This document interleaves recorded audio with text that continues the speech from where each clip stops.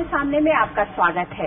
आज हमारे साथ है सीपीएम के नेता सीताराम येचुरी। वैसे है तो ये कॉमरेड, लेकिन इनकी गिनती मध्य मार्गीय नेताओं में से होती है। Welcome to the show Sitaram ji. इस बार का लोकसभा का चुनाव हुआ और उसके बाद कांग्रेस की सरकार आई।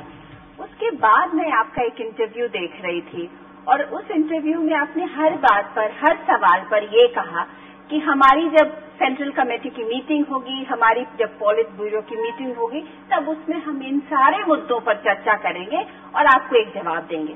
उन मुद्दों पर चर्चा हुई कि नहीं ये तो शायद अंदर की बात है, लेकिन जो बात सामने निकल करके आई वो सिर्फ ये कि ये आपकी पार्टी कहां से कहां पहुंच गई, ये सब बातें पीछे छूट गई और सिर्फ एक मुद्दा सामने आया, विजयन और अच्युतानंदन का। मतलब और सारी चीजें पीछे ढक गई। क्यों? सिर्फ एक विवादास्पद चीज को मतलब हाईलाइट किया गया, क्योंकि इसके अंदर सभी कारणों के अंदर हम गए कि क्यों ये हालत हुई पार्टी की, क्यों इस तरीके के नतीजे आए, इसके पीछे क्या है कारण और कहां पर हमारी तरफ से जो गलतियां या कमजोरियां जो हुई और उनको किस तरीके से हम दुरुस्त करें। आपने कहा था कि पर्सनल जिम्मेदारी और कलेक्टिव जिम्मेदारी दोनों पे बात होगी, तो क्या निकल के आया? अफसोस की बात यही है कि नॉर्मल दृष्टिकोण और नजरिया हमारे देश की राजनीति के अंदर यही चलता है कि अक्सर ज्यादातर पार्टियां लीडरों के आधार पर चलते हैं। अब हमारी पार्टी जो है सामूहिक आधार पर चलती है और सामूहिक निर्णय जो लिए जाते हैं हमारे कमेटीज के अंदर, और इसकी जिम्मेदारी वो कमेटीज लिए हैं। वो कमेटियां जिन्होंने ये निर्णय लिए वो उन्होंने कहा कि यहाँ पर ये निर्णय जो है ये गलत हुई, इसको सुधारना है, इसको दुरुस्त करना है। निर्णय थे जिसको सीपीएम ने सामूहिक रूप से माना कि गलती हुई? सामूहिक रूप से ये कहा कि हमने ये कहा कि इस तरीके से एक वैकल्पिक सरकार हम बनाएंगे। वो दावा जो हमने किया था, वो दावा जो है वो गलत रहा। और किस लिए गलत रहा? क्योंकि चंद 4-5 राज्यों में कुछ पार्टियों के साथ हम जो है तालमेल रखे, उसको राष्ट्रीय स्तर पर एक विकल्प के रूप में प्रोजेक्ट करना जो है वो गलती हुई, क्योंकि उस तरीके की प्रोजेक्शन से जनता को ना विश्वास पैदा हुआ उनके अंदर, ना उनको नजर आया कि ये टिकाऊ है। और ये जिस तरीके से हमने प्रोजेक्ट किया उसके अंदर जो कमजोरियां रही, इसकी पूरी जिम्मेदारी देखिए, लेकिन ये कमजोरियां किसकी थी? उस वक्त की टेलीविजन चैनल्स के दृश्य देखें या मीडिया में, अखबारों में देखें, तो सिर्फ और सिर्फ ये चल रहा था कि सीपीएम के महासचिव प्रकाश करात की ये लाइन है, उनका ये पर्सनल एजेंडा बन गया था थर्ड फ्रंट बनाना। मैं आपको कई सारे हमारे केंद्र कमेटी के दस्तावेज दिखा सकूंगा जहां पर जो है ये निर्णय सामूहिक तरीके से लिए गए। और यहाँ पर इसलिए हम ये बात की कि ये जनरल सेक्रेटरी होने के नाते सामूहिक निर्णय को इम्प्लीमेंट करवाने का जिम्मेदारी सबसे ज्यादा उनका होता है। जो पिछले 5 साल से 2 लोगों की छवि किंग मेकर्स के रूप में देखी जा रही थी जब मनमोहन सिंह की सरकार आपके भरोसे चल रही थी, यानी सीपीएम, उसमें एक चेहरा था प्रकाश करात का और दूसरा चेहरा था सीताराम येचुरी का। ये दोनों चेहरे में जब गाज गिरी या मीडिया से जिसे बोल सकते हैं बैशिंग हुई, तो उसमें तो प्रकाश करात हुई, सीताराम येचुरी बच के निकल गए। ऐसा कैसे हुआ? हम दोनों को इसलिए मतलब वो भी देखा जा रहा था क्योंकि हम ही 2 जाते थे मतलब यूपीए की कोऑर्डिनेशन कमेटी के मीटिंगों में। ये दायित्व हमें पार्टी ने दिया था, लेकिन इसके साथ साथ बाकी वामपंथी पार्टियों के नेता भी हुआ करते थे। अच्छा, लेकिन बाकी वामपंथी पार्टियां जो उन्होंने तो सबने उसके बाद में आप लोगों को काफी मतलब लताड़ा, बोला कि इनके कारण हम हार गए। वर्धन ने तो ये कहा कि सीपीएम के कारण ही हम हार गए। जब वो खुद ही देते हमें उनके लिखित प्रस्ताव, कहते ये है हमारा प्रस्ताव, और फिर बाद में तो आप जिम्मेदारी आप पे डाल देते, मतलब मीडिया पे की उन्होंने जो डिस्टॉर्ट की। लेकिन लिखित रूप में इस तरीके से कोई उनके तरफ से कोई बात नहीं आई और पूरे 4 वामपंथी पार्टियां मिलकर हम सभी ने इसी असेसमेंट पर पहुंचे कि ये फलाना जगह पर इस तरीके की गलतियां हुई है, इसको हमें दुरुस्त करना है। खासतौर पर राज्यों के अंदर जहां पर सबसे बड़ा मतलब हमें सेटबैक लगा, वहां पर ठोस रूप से उन कारणों को हम विश्लेषण करके।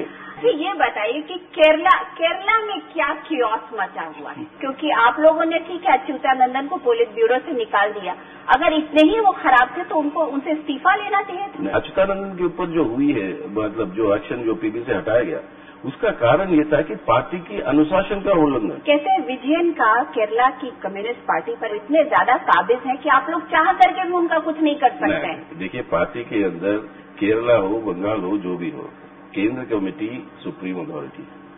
बाकी ये दोनों फैक्शंस को किस तरीके से यूनाइट करके हमें आगे बढ़ना है, वो भी सब प्रिंसिपल्स तय किए गए हैं। देखिए, अच्युतानंदन वर्सेस विजयन का जो पूरा जो केस है, ऐसा तो है नहीं कि आज का केस है, ये पिछले काफी सालों से चल रहा है। तो आप एज अ बैलेंस पर्सन, आप यहाँ पर आपका शायद ये व्यू था कि ये अगर अच्युतानंदन के खिलाफ इतना स्टर्न एक्शन हो रहा है तो विजयन के ऊपर भी कोई एक्शन होना चाहिए, ऐसा लगे कि किसी एक को इग्नोर या निग्लेक्ट नहीं किया जा रहा है। ये अच्युतानंदन वर्सेस विजयन के आधार पर ये एक्शन नहीं हुआ अच्युतानंदन के ऊपर, तो कि उनको एकदम ऐसे पाक साफ कैसे हो गए?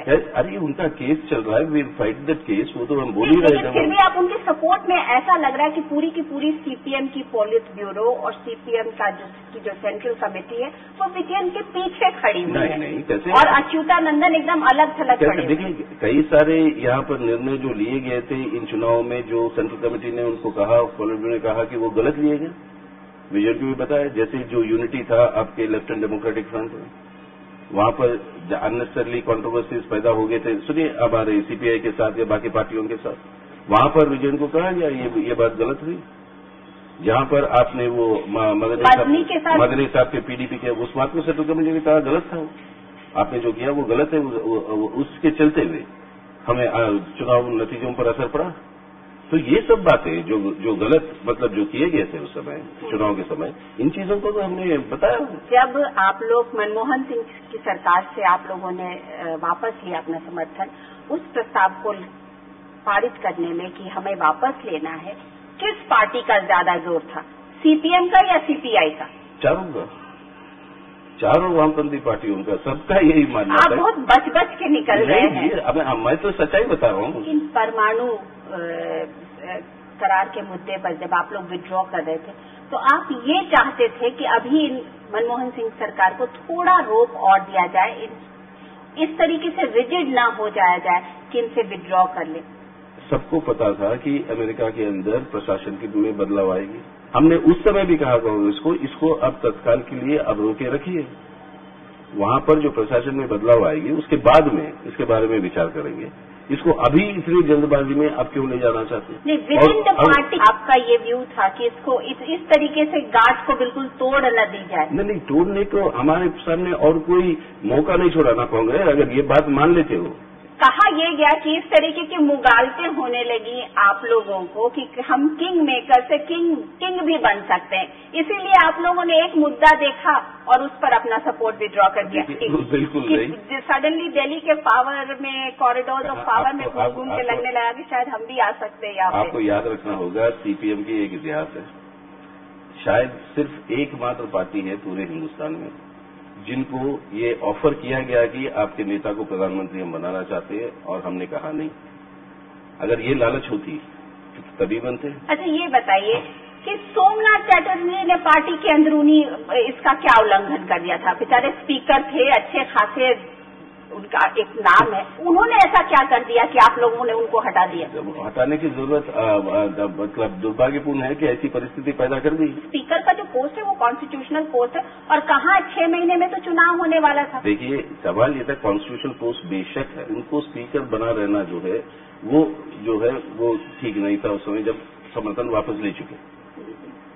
तो एट दैट टाइम उसके बाद भी बात हुई, ज्योति बासु ने और बुद्धदेव भट्टाचार्य ने बात की कि चलिए वापस इनको ले लेते हैं, लेकिन आप प्रकाश करात अड़े रहे। ऐसी कोई बात नहीं आई कि उनको वापस ले लेते, या प्रचार तो मीडिया में हमने भी पढ़ा। लेकिन आज अगर सोमनाथ चैटर्जी यहाँ पर आए और कहें कि मैं वापस पार्टी में आना चाहता हूँ, जो मेरी पुरानी पार्टी है, तो क्या आप सीपीएम और सीपीएम की लीडरशिप उनको एक्सेप्ट करेगी? देखिए, अगर वो मैं कह रहा हूँ ना, वो पूरा उन पर निर्भर करेगा। मैं ऐसे कैसे कहूँ कि वो ये काम करने वाले हैं जो आपने कहा, तो इसलिए मैं कह रहा हूँ ना, अगर वो आते हैं तो एक्सेप्ट करेंगे कि नहीं? अरे देखे तो सही, वो आए तो सही, मतलब वो होते तो सही, मतलब उस समय वो निर्णय लेंगे कि किस आधार पर आएंगे, किस तरीके से वो क्या बोलेंगे।